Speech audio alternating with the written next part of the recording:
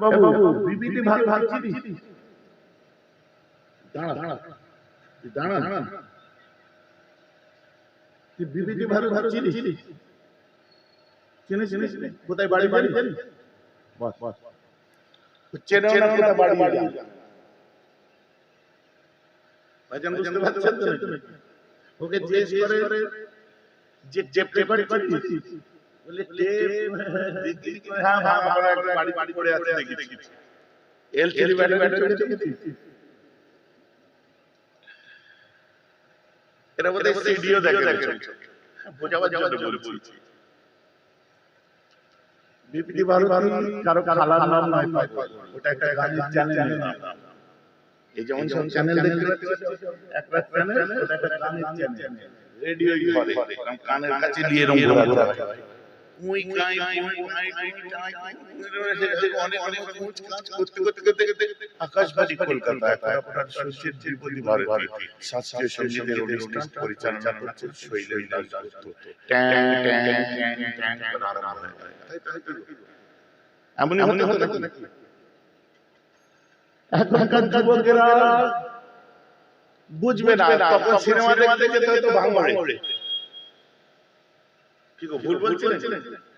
পাকিজা, নূরমহল, চৈতালি, চিনি খালা চিনিস? চৈতালি খালা চিনিস? পাগলা খালা সিনেমার হল। কত জায়গায় সার প্যাট হতো। ভাইজান আপনি জানলেন কি করে? ওরে পাগল, আজকে ভাঙড় অন্যান্য হুজুররা আসছে, ভাঙড়ের অলি গলি রাস্তা, তোমাদের এত অঞ্চলের অলি গলি রাস্তা আমি চিনি, এত ঘুরেছি আমি এদিকে। এগুলো সিনেমা হলের নাম। একদম সাইকেল ঘুরিয়ে মুছে একদম ফ্রি, সাইকেলে পেট্রোল ঘুরিয়ে দিয়ে নারকেল তেলের কাপ চেপে দিয়ে পরিষ্কার হয়ে মুছে রেডি করে গোসল করে গোটা বডিতে না খালি শাঁসিতে একটু পাউডার ছেড়ে দিয়ে, পাউডার বোঝেন না, শাঁসিতে ছুঁড়ে কুত্তা পাউডার না, খালি শাঁসিতে পাউডার, এইখানে খালি পাউডার সাদা সাইকেল নিয়ে একদম প্যান্ট শুট করে নিয়ে একটা রুমাল আবার ডান দিকের পায়ে এখানে কেন বাঁধতে জানেন?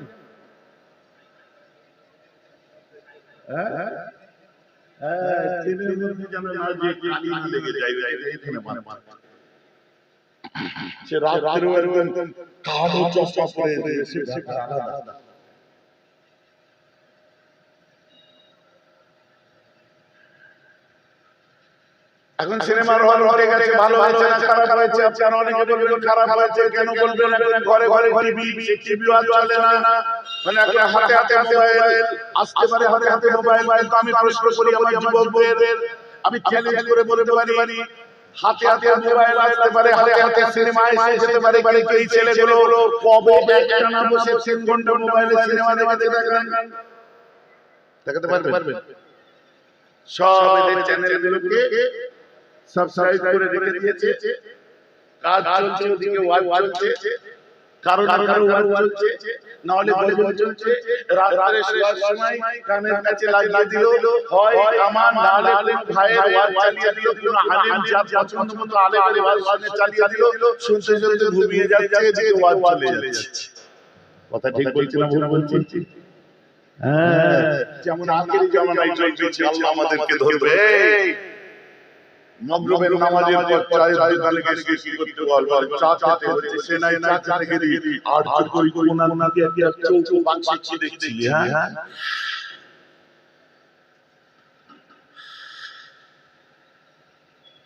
কি দেখছিল? বুঝতে পারছেন না?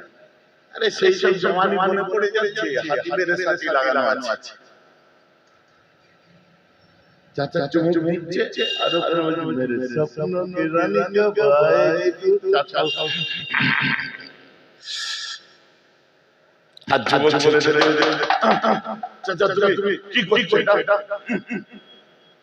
আমি কি করছি? চাচা করছি।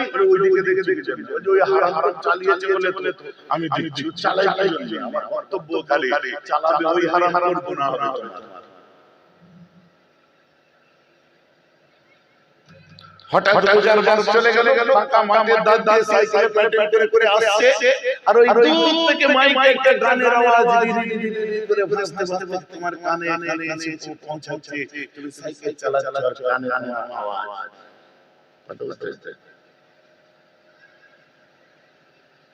তুমিও কখনো দুকলি মিলিয়ে দিয়েছো পুরোনো দিনের গান, এখন নামাজ কালাম ধরে তওবা টওবা করে দিয়ে, কিন্তু পুরোনো দিনের গান উড়ে উড়ে কানে এসেছে, নিজেই তো কখনো লাগিয়ে দিয়েছে।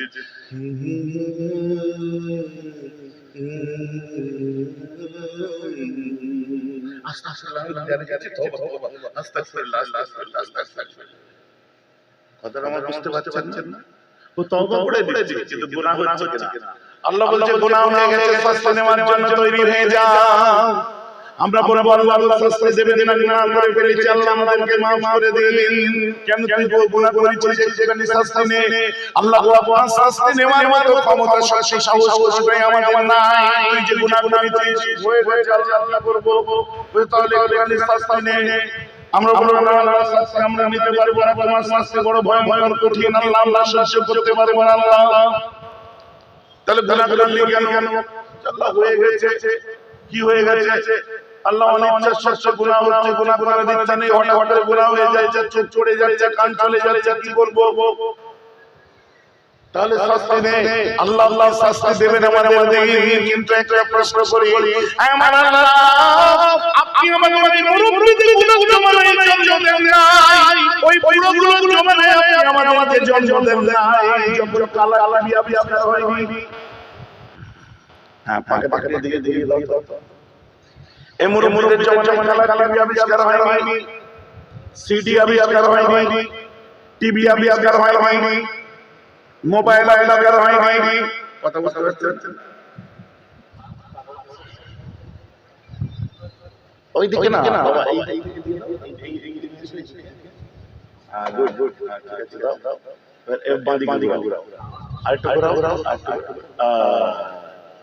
বাস আর কিছু করতে হবে, ঠিক আছে? আর টানছে না। আল্লাহ ওই বুলবুলের সময় জন্ম দিতে পারতেন আমাদের। আল্লাহ যখন আবিষ্কার হয়নি, এখন এমন জমানায় জন্ম দিয়েছেন যে ঘরে ঘরে গুনাহ ঢুকে গেছে। আল্লাহ ফেসবুক চালাতে চোখের সামনে কি ভেসে আসছে, লজ্জায় পড়ে যাওয়া। ফেসবুকে আপনি স্ক্রল করছেন, পাশে লোকজন আছে, স্ক্রল করতে করতে হঠাৎ দেখছেন যে কথাটা বুঝে যাচ্ছে। আল্লাহ নফসকে একটি নাম্বারটা দিলে দাও,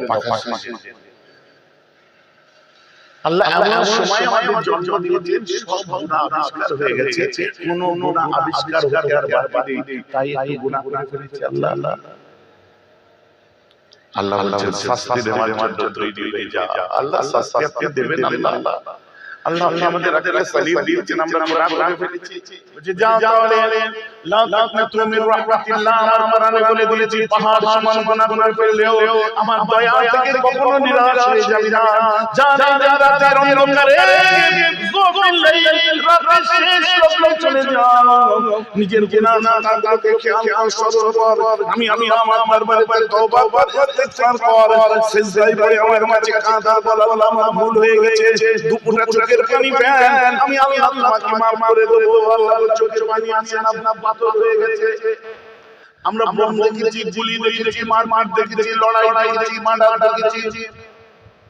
আপনাদের এদিকে হয় না, আমাদের ওদিকে হয়। কথাটা বুঝতে পারছেন? বোম বাজে, এটা করে ছুড়লে হয় না, কায়দা করে ছুড়তে হয়, হাতে ফেলে যায়, আমি মারতে জানি। আমাদের সব মারে তো বাড়ি।